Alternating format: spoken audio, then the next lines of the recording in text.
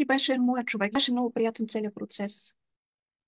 Много така ми хареса. Това не го очаквах, но как лека по лека ти дигна нашата енергия. Всъщност имаме един много хубав спомен към цялото преживяване. И с цялата група, от мен бяха непознати хора. Всъщност, за първи път се включват в твоя група, но се почувства много уютно. Ти всъщност имаш тези умения да предразполагаш хората и това е много ценно. Мгм. Много ми допадна като инструмент. За мен не беше непознат, но начинът, по който ти го предложи е колелото на живота.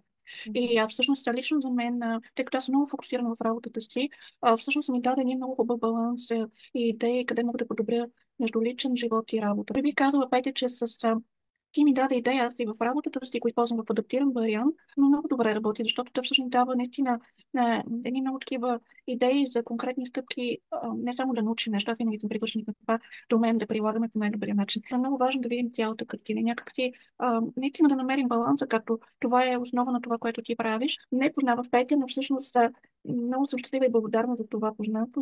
Хора, включвайте се, просто това е вашия човек, много има какво да получите от нея. Така че си пренаредих целият график, за да мога да бъда част от това събитие. Хора, наистина ефектът е вау. А, Това нещо ми даде силата и енергията и увереността аз да случа нещо, с което съм мечтала 3 години.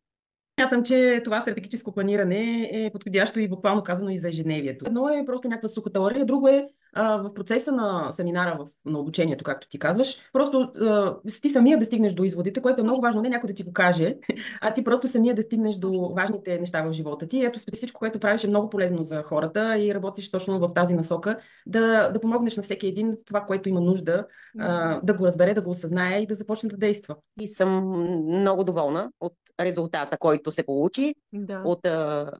от всичко. От всичко. Просто много неща ми станаха ясни, много неща се подредиха като че от само себе си, но всъщност не от само себе си. Просто ми трябваха ми насоки в много така от сферите, за да мога да подреда нещата, да тръгне всичко както трябва, не да е хаос пълен. 90% по-спокойна съм. Вече го правя така съвсем спокойно, съвсем с увереност. Да, въобще не очаквах, че ще имам такъв скок. Въобще не си го и помислях. Аз го виждах някъде около края на годината.